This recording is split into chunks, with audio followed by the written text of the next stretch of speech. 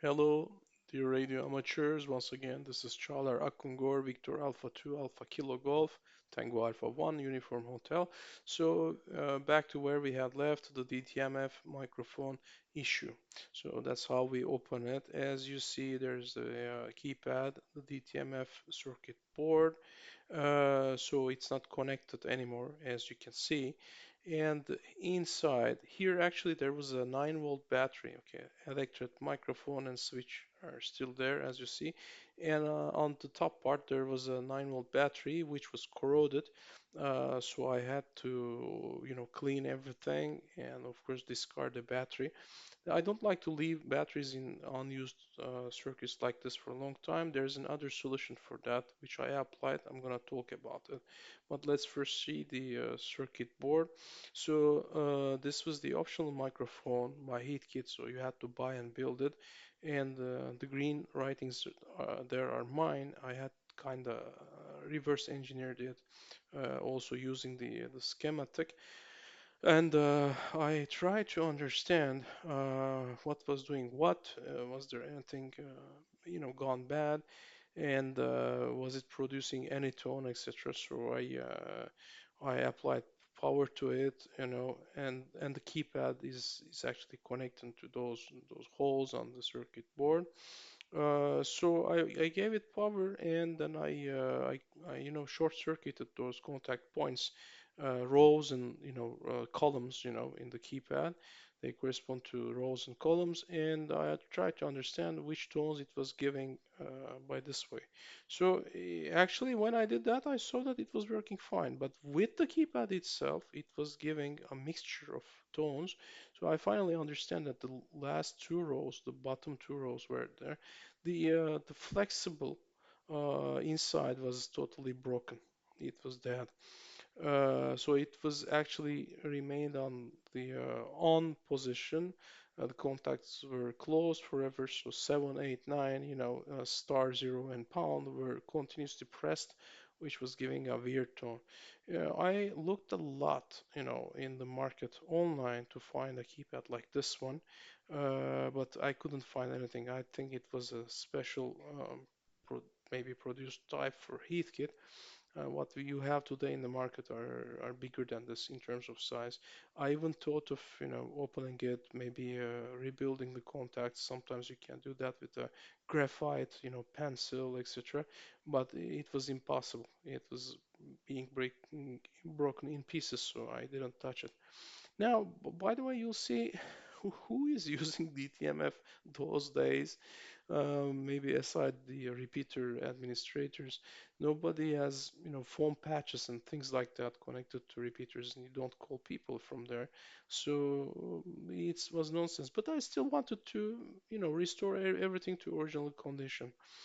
And so that's why. But okay, so I ended up by disconnecting the DTMF circuit. As for the battery, what I did is, small soldering job inside the chassis where the microphone cable goes into the radio. Sorry, by the way, for the autofocus issue. Wait a little bit, it will come soon and you'll be able to see. So let's maybe increase the light and the focus will be better. So as you see, the cable is entering the chassis from there without a connector or anything. It just directly goes inside. It's retained by a plastic part, and the other cables in the pins coming out of it, they are soldered to different parts of the circuit. Okay. Again, I increase the light. Yes, it's better this way. So normally inside that microphone cable, you have the black wire, okay? And you have also the RF screen. What I did is I took 12 volts from that LED on the front panel, the yellow cable there. I took front 12 volts from there.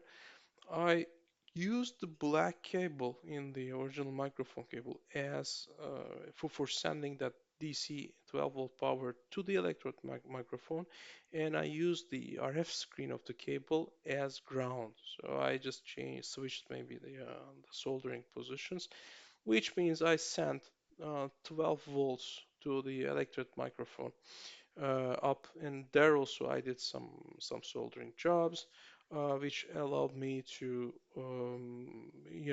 get rid of the battery. Okay, let's just put it back on the vertical positions, and now let's come to the receiver and synthesizer. Okay, so as I said, our main problem was the deafness here. Okay, and while I was thinking what could be the reasons and stuff, I checked many things. By the way, just a note, see those tantalum caps here? Um, I changed every chemical, electrolytic or tantalums capacitors on those circuit boards. Okay, so tantalums, as you know, they give you big capacitance in small volumes, or at least in the past that was the case. Actually, I could use modern ceramics instead of those, and it would cost much less to me. But I wanted to, you know, use the original thing. Okay, they are stable. Their lifespan is a bit shorter, by around 20 years. But I saw those that remained alive for much longer than that. But anyway, so I changed all the tantalum capacitors. Because I was also, scared of l leaks in the circuit and, the problems these cause, in terms of functioning of the circuit, especially the VCO and the synthesizer. So for the deafness of the receiver, I ended up by understanding that that one as well was in big part problem of alignment and tuning. Okay, the radio was out of tune, so I started with these two coils. Okay, by the way, this is the synthesizer board. There you have the BCD mechanical switches, binary to decimal. So you have the switches, you have the dividers after the switches. You command the synthesizer by those, and see the signal from the synthesizer goes to the receiver board from there. Okay, so you start with those two um, coils to your adjustment, and then you follow this order. See, you see all the coils in the schematic.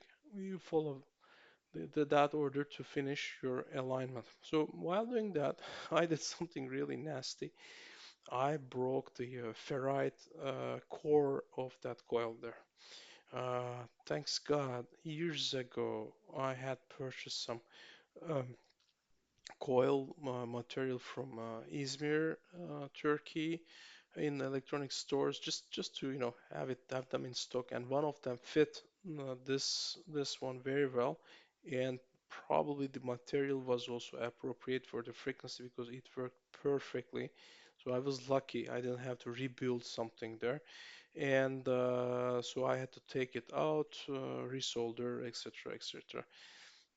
So the other problem, the S meter wasn't working well, and that's why I changed the diode there and tried to understand. There was a FET transistor as well, which I changed, but that wasn't actually necessary because as I did the alignment, I understood that the S meter problem was also due to lack of alignment. So, what is the normal sensitivity for this radio given by Heathkit? So the FM quieting, as you know, um, a strong signal in FM just makes the receiver quiet. Okay, so that's also one of my first mistakes. I thought I just jumped in and tried to align it as if it was AM, so I tried to get the most noise, but actually I had to look for the least noise when I gave a signal from the signal generator. So to come back to the original point, the sensitivity that was given in the manual for this radio was 15 decibels, okay, 15 decibels at minus 113. Uh, uh, well, am I correct? Yes, yes, of course, 15 decibels at zero point 0.5 microvolts, so minus 113 dBm. Okay, so 130 minus 130 dBm gives you a quiet thing of 15 dB. Okay, so that was the original spec. So I tried to first obtain that. Okay, that was my reference point. So you give a signal of zero point 0.5 and you look for how much decrease you get from the audio output. You just connect a dummy load to the audio output. But now after all those alignments, okay, what I got instead of 15 dB squelching, 15 dB quieting, sorry for the term, I got 19 to 20 dB of quieting at the alignment at the tuning frequency, which is much, much better than the spec given by Heathkit, which also, in my eyes, prove that if you work hard enough, okay, even with such a kit, homemade or home assembled, radio, you can have very good results. And actually, in order to improve the alignment, I made a fake chassis out of, a single-use oven tray, aluminum tray. I put holes on it right on top of the place where spots where the coils will be, and that's how I did the alignment. So in other words, I did the alignment with chassis closed, okay, or RF screen complete, and that also improved things a lot, a lot. Okay, so other than that, small things. I scrapped the pins of all integrated circuits because there were corrosion. I also did the same scrapping to all the contacts on the boards. Changed the front panel lamp. I put an original incandescent lamp instead of LED. I don't like the tone of the LEDs. So I found a grain of wheat. That's how they call it, lamp for 12 volts, and I put it. So I wanted to do the closest thing to the original. So, of course, I talk about all this as if I had done all this in a single day, but family life, business, etc., etc. It took 4 months to do all those repairs or alignments. Some I had to, try and try again for some issues. I had to, do some repairs just to get rid of some doubts. See, this is 2 o'clock in the morning. That was the morning I finished the repair. So that was from August to November.